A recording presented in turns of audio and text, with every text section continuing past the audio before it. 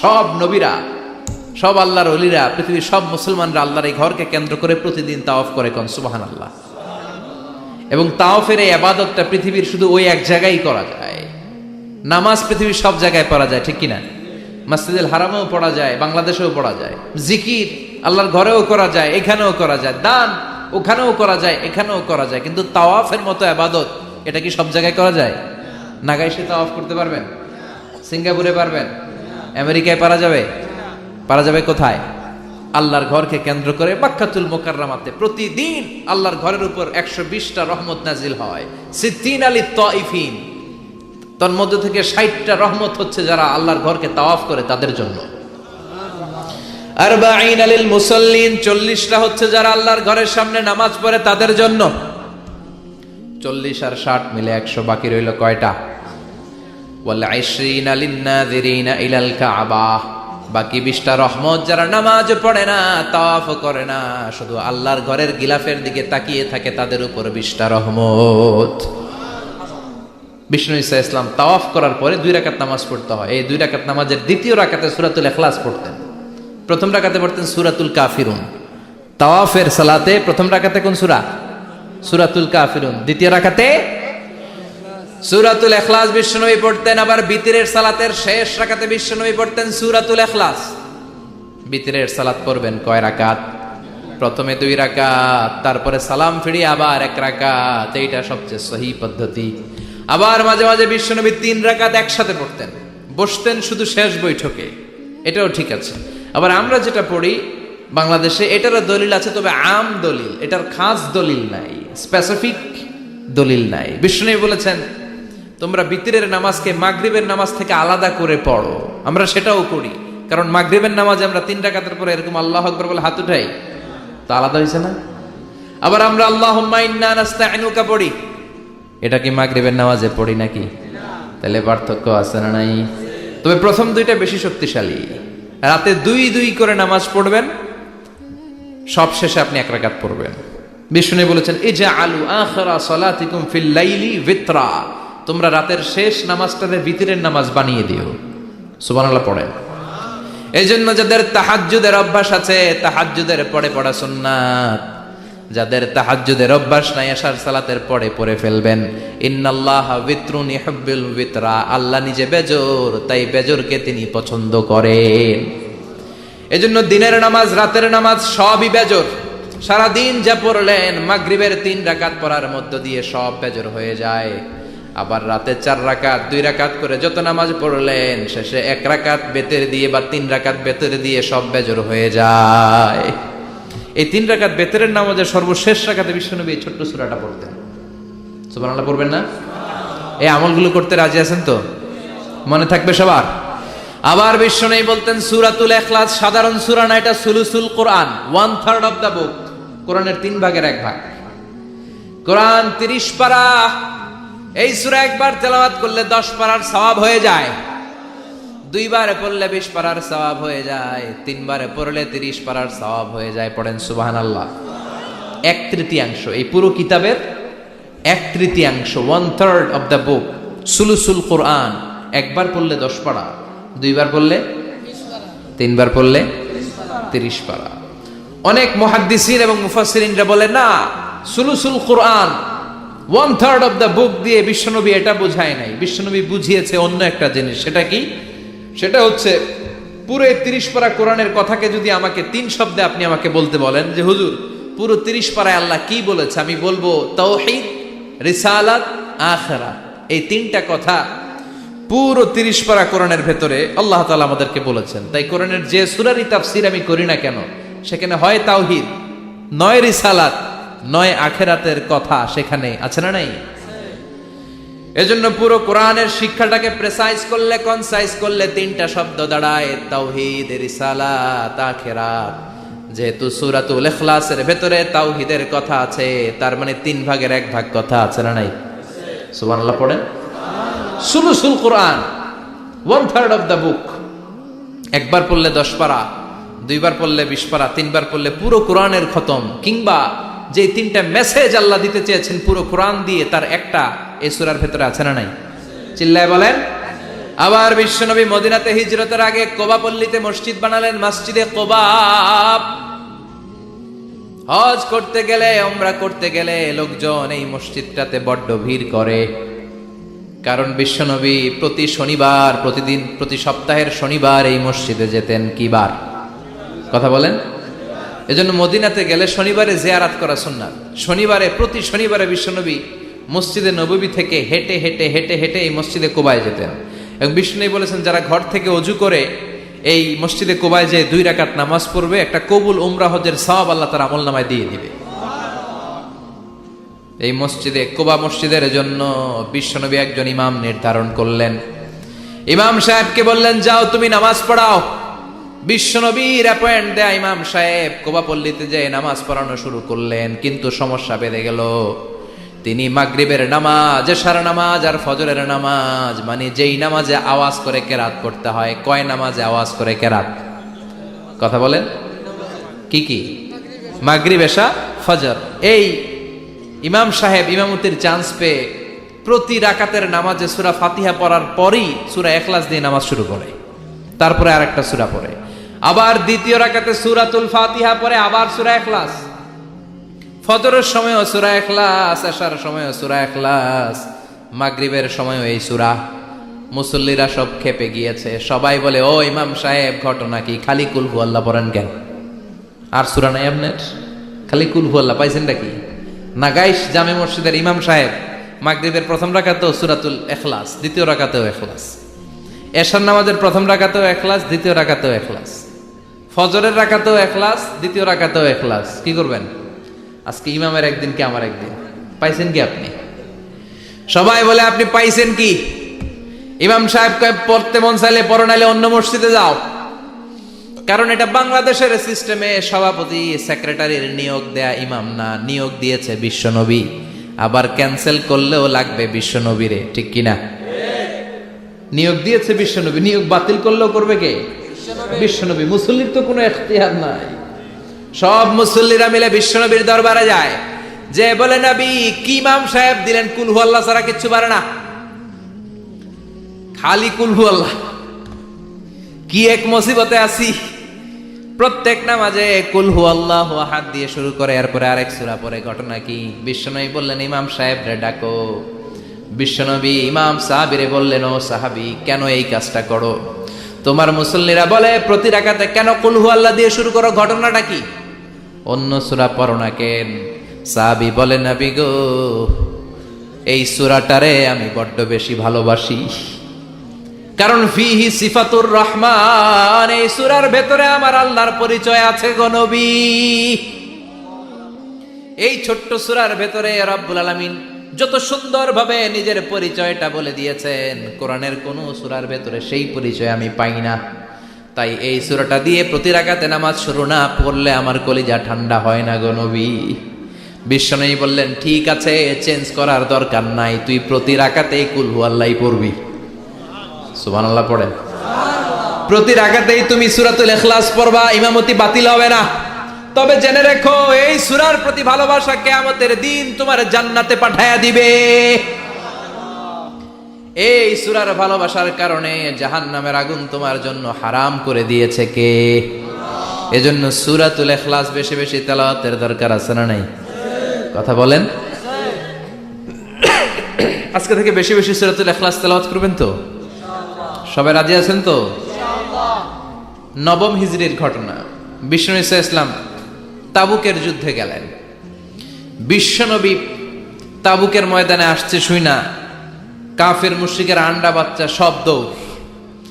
কারণ বিশ্বনবী, ডায়রিয়া হইলে ডাকি কারে, তুফান ছুটলে ডাকি কারে, ভূমিকম্পে ডাকি কারে, বন্যা শুরু হইলে ডাকি কারে। ফাইদা রাকিবু ফিল ফুলকি দা'আউল্লাহ মুখলিসিনা লাহুদ্দীন ফালাম্মা নাজ্জাহুম ইলাল বাররি ইযা হুম ইউশরিকুন। আল্লাহ বলে, আমার কিছু গোলাম আছে সাগরের মাঝখানে যদি তুফানে পড়ে আমারে ডাকে, তুফান চলে গেলে আমারে গালি দেয়, এরকম ডাকাইতেছে না নাই? সব সময় ডাকতে হবে কারে? বিপদে আপদে, সকালে বিকালে, শীতকালে গ্রীষ্মকালে জিকির হবে একজনের নামে। চিল্লায় বলেন তিনি কে? আবার আল্লাহ নামটা এমন নাম, এটার বহুবচন হয় না। হয় নাকি? দ্বিবচন হয় না, স্ত্রীলিঙ্গ হয় না। হয়? আল্লাহর স্ত্রীলিঙ্গ আছে? বহুবচন আছে? কিন্তু ঈশ্বরের স্ত্রীলিঙ্গ আছে না নাই? কথা কন কি? ঈশ্বরী। ভগবানের, আপনাদের এখানে আসার সময় মনে হয় দেখলাম ভগবান হাই স্কুল বা ভগবান প্রাথমিক বিদ্যালয়, ব্রাহ্মণপাড়া। কি নাম? ভগবান হাই স্কুল। ভগবতী নাই? নাই। আহা, ওদের ভগবান হয়, ওদের ভগবতী হয়, ওদের গড হয়, ওদের গডেস হয়, ওদের ঈশ্বরী হয়, ওদের ঈশ্বর হয়। আল্লাহর কোনো পরিবর্তন আছে নাকি? চিল্লায় বলেন আল্লাহ একজন, তার কোনো পরিবর্তন নাই। আমরা বললাম আল্লাহ বুঝেছি তোমার অনেক ক্ষমতা, তোমার নামটা বড় মধুর নাম, প্রতিটা অক্ষর আলাদা করলেও পরিচয় পাওয়া যায়। তোমার আসল নাম আল্লাহ, কিন্তু এই যে তুমি আল্লাহ, তুমি কতদিন ধরে আল্লাহ? কতদিন? কবে থেকে আছো? কতদিন থাকবা? প্রশ্ন আসে না নাই? মাঝে মাঝে প্রশ্ন আসে না, উনি কয়দিন ধরে আছে? কতদিন ধরে ওনার এত ক্ষমতা? কতদিন পর্যন্ত ওনার এই ক্ষমতা কন্টিনিউ করবে? প্রশ্ন হয়? হয় না? কথা বলেন। সে উত্তর আল্লাহ দিলেন। আল্লাহ বললেন হুয়াল আউয়ালু ওয়াল আখিরু ওয়াল যাহিরু ওয়াল বাতিন ওয়া হুয়া বিকুল্লি শাইইন আলিম। আল্লাহ বললেন আমি প্রথম, আমি শেষ, আমি প্রকাশ্য, আমি গোপন, সূচনাহীন। অতীত কাল থেকে আমি আল্লাহ আছি, শেষহীন, সীমানাহীন, ভবিষ্যৎ পর্যন্ত থাকব। তিনি কবে থেকে আছেন? সূচনাহীন অতীত না, প্রথম থেকে না, সূচনাহীন অতীত। ভালো ব্যাখ্যা হচ্ছে সূচনাহীন প্রথম থেকে বলে আল্লাহ এটাই বুঝালেন সূচনাহীন অতীত। এমন অতীত যেটার সূচনা নাই, আবার এমন ভবিষ্যৎ যেটার শেষ। তার মানে প্রথমেও তিনি, শেষেও তিনি, প্রকাশ্যেও তিনি, গোপনেও তিনি। জোরে কোন ঠিক কিনা? প্রথমে আল্লাহ আল্লাহ, শেষেও আল্লাহ আল্লাহ, আকাশে আল্লাহ আল্লাহ, জমিনে আল্লাহ আল্লাহ। পড়েন প্রথমে আল্লাহ আল্লাহ, শেষেও আল্লাহ আল্লাহ, আকাশে আল্লাহ আল্লাহ, জমিনে আল্লাহ আল্লাহ। নিখিল জাহান গায় গুণগান, তার নামে গায় আমরাও গাহি তাআলা, হামদে বারি তাআলা, হামদে বারি তাআলা, হামদে বারি তাআলা। সুবহানাল্লাহ পড়েন। প্রথমেও তিনি, শেষেও তিনি, আজানেও তিনি, একামতেও তিনি। আজানের প্রথম শব্দ কি? জোরে বলেন। আবার একামতের শুরুতে উনি আছেন না নাই? আবার জিলহজ মাসে ঈদুল আজহার সময় যখন আমরা কুরবানি করি তখন কার নাম? ছুরিটা জবাই দেওয়ার সময় কি বলি? আবার জিকির করি কার নামে? তার মানে আজানে আল্লাহ আল্লাহ, একামাতে আল্লাহ আল্লাহ, কুরবানিতে আল্লাহ আল্লাহ, জিকিরে আল্লাহ আল্লাহ। ঠিক কি না? বলেন আজানে আল্লাহ আল্লাহ, একামাতে আল্লাহ আল্লাহ, কুরবানিতে আল্লাহ আল্লাহ, জিকিরে আল্লাহ আল্লাহ। নিখিল জাহান গায়ে গুণগান, তার নামে গায় আমরাও গাহি তাআলা, হামদে বারি তাআলা, হামদে বারি তাআলা, হামদে বারি তাআলা। চিল্লায় পড়েন আল্লাহু আকবার। আর জোরে আল্লাহু আকবার। আবার তিনি এমন সত্তা যার কোনো ঘুম নাই, তন্দ্রা নাই। সারাদিন কাজ করার পরে রাত্রিবেলা আমরা ঘুমিয়ে যাই, আল্লাহ ঘুমায় নাকি? জোরে বলেন লা তাখুযুহু সিনাতুন ওয়ালা নাওম। নেভার স্লিপস নর স্লাম্বার ওভারটেকস হিম। ঘুমও নাই, তন্দ্রাও নাই। সুবহানাল্লাহ। সাইয়েদনা মুসা আলাইহিস সালাম বললেন আল্লাহ সারাদিন কাজ করার পরে আমরা ঘুমিয়ে যাই, আয়াগলিবুকান নাওম। আপনার কি ঘুমে ধরে না? আয়াগলিবুকান নাওম, ঘুম কি আপনাকে পাকড়াও করে? আপনার কি ঘুমে ধরে না? আমি তো সারাদিন ছাগল চড়াই, বনি ইসরায়েলের মধ্যে দাওয়াতি কাজ করি, ক্লান্ত শ্রান্ত শরীর রাত্রিবেলা ঘুমিয়ে পড়ে, আপনার কি ঘুমে ধরে না? শুনতেছেন? মনোযোগ আছে না গেছে? কষ্ট হচ্ছে? তাকবীর দেন, লিল্লাহি তাকবীর। আর জোরে পড়েন, লিল্লাহি তাকবীর। আয়াগলিবুকান নাওমু, আল্লাহ আপনার কি ঘুমে ধরে? আল্লাহ বললেন, মুসা তুর পাহাড়ের উপরে দাঁড়াও, দুইটা গ্লাসের ভেতরে পানি নাও, পানি নিয়ে তুর পাহাড়ের উপরে ঠায় দাঁড়িয়ে থাকো। সাইয়েদনা মুসা আলাইহিস সালাম পানি ভর্তি দুইটা গ্লাস নিয়ে দাঁড়িয়ে রইলেন। আবার জিজ্ঞেস করতে শুরু করলেন, আল্লাহ আয়াগলিবুকান নাওমু, আপনার কি ঘুমে ধরে? আল্লাহ বললেন, no talk, no more question, কোনো কথা নাই, দাঁড়িয়ে থাকো। সাইয়েদনা মুসা আলাইহিস সালাম দাঁড়িয়ে রইলেন। 1 ঘন্টা পরে আবার আল্লাহরা জিজ্ঞেস করলেন, আল্লাহ আয়াগলিবুকান নাওমু, আপনার কি ঘুমে ধরে? আল্লাহ বলে, কথা বলা যাবে না, no talk, no more question, দাঁড়িয়ে থাকো। 3 ঘন্টা পরে আবার বললেন, আল্লাহ আপনার ঘুমে ধরে কিনা? আল্লাহ কিছু বলে না। সাইয়েদনা মুসা আলাইহিস সালাম বললেন, আল্লাহ জিজ্ঞাসা করলাম কি করতে কইলেন কি? আল্লাহ বলে, মুসা কোনো কথা নাই, দাঁড়িয়ে থাকো, যেটা হুকুম করেছি তামিল করো। 4 ঘন্টা যায়, 5 ঘন্টা যায়, কোমরে ব্যথা আছে না নাই? মশার কামড় আছে না নাই? আর ঘুমকে আল্লাহ অর্ডার করলেন, ও ঘুম, মুসাকে তুই চেপে ধর। কি কর? মুসা আলাইহিস সালাম এমনি সেমনি ডানে বায়ে কোনোভাবে দাঁড়িয়ে থাকতে পারে না, এদিকে ঘুম আসলে ওদিকে পড়ে। 5 ঘন্টা পরে কাত হয়ে জমিনে পড়ে যায়, ঘুমের ধাক্কায় কাত হয়ে জমিনে পড়ে যায়, গ্লাসগুলো ভেঙে ভেঙে খান খান হয়ে যায়। আল্লাহ ডেকে বললেন, ও মুসা, বেশি কিছু দেই নাই, কেবলমাত্র শুধুমাত্র 2টা পানি ভর্তি গ্লাস হেফাজতের দায়িত্ব দিয়েছিলাম, ঘুমের কারণে হেফাজত করতে পারো? মাত্র 2টা গ্লাস, ঘুমের কারণে বাঁচাতে পারো নাই। আমি যদি এরকম ঘুমিয়ে যেতাম, চন্দ্রের সাথে সূর্য লেগে, সূর্যের সাথে আরেকটা গ্রহ লেগে মহাবিশ্বের সব কিছু এরকম গ্লাসের টুকরার মতো খান খান হয়ে যেত। লা তাখুযুহু সিনাতুন ওয়ালা নাওম, আল্লাহর ঘুম নাই। ঘুমের আগে যে অনেকের ঝিমুনি ধরে, তন্দ্রা ধরে, এই তন্দ্রাও নাই। চিল্লায় বলেন সুবহানাল্লাহ। আপনারা ওঠা বসা করতেছেন কেন? কষ্ট হচ্ছে? হ্যাঁ, আর 2-3 মিনিট কথা বলবো, কষ্ট হচ্ছে? তাকবীর দেন, লিল্লাহি তাকবীর। তাহলে আল্লাহর ঘুম নাই, আল্লাহর তন্দ্রা নাই, আল্লাহর আগে কেউ নাই, আল্লাহর পরে কেউ নাই। তিনিই প্রথম, তিনিই শেষ, তিনিই প্রকাশ্য, তিনিই গোপন। এজন্য আল্লাহ বললেন, কুল হুয়াল্লাহু আহাদ, তিনি হলেন এক। লাউ কানা ফীহিমা আলিহাতুন ইল্লাল্লাহু লাফাসাদাতা, আল্লাহ ছাড়া অন্য কেউ যদি রব হতো, একাধিক যদি খোদা হতো, মারামারি বেড়ে যেত। জোরে কোন ঠিক কিনা? কুল হুয়াল্লাহু আহাদ, আল্লাহ হচ্ছেন এক এবং অদ্বিতীয়। তিনি একক, তিনি অদ্বিতীয়, তার কোনো শরীক নেই। তিনি আহাদ, তার নাম হচ্ছে আহাদ। তার নাম কি? কথা বলেন।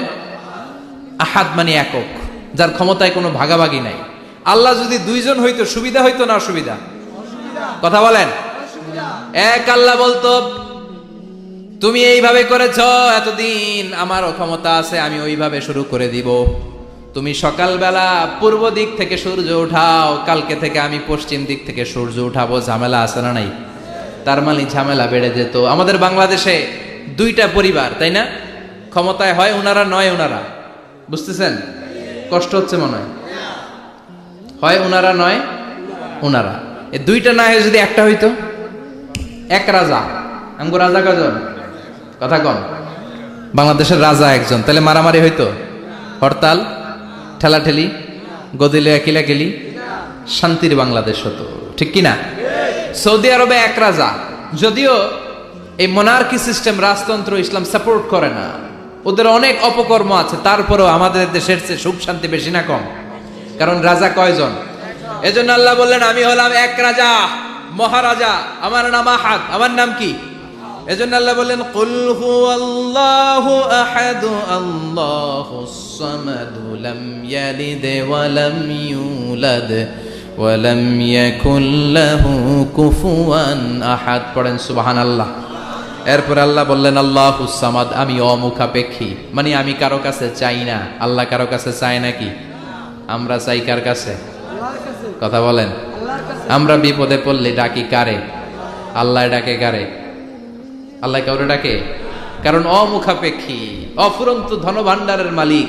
পৃথিবীর সব মানুষগুলো যদি এক ময়দানে দাঁড়ায়, তাদের যত চাহিদা আছে সব যদি আল্লাহরে বলে, আল্লাহ গাড়ি দাও, বাড়ি দাও, নারী দাও, ক্ষমতা দাও, এটা দাও, সেটা দাও, সব যদি আল্লাহর কাছে চাইতে শুরু করে, আল্লাহ যদি সবও দিয়ে দেয়, তারপর ওনার ধনভাণ্ডারের 1 ইঞ্চিও কমবে না। আরো জোরে পড়েন।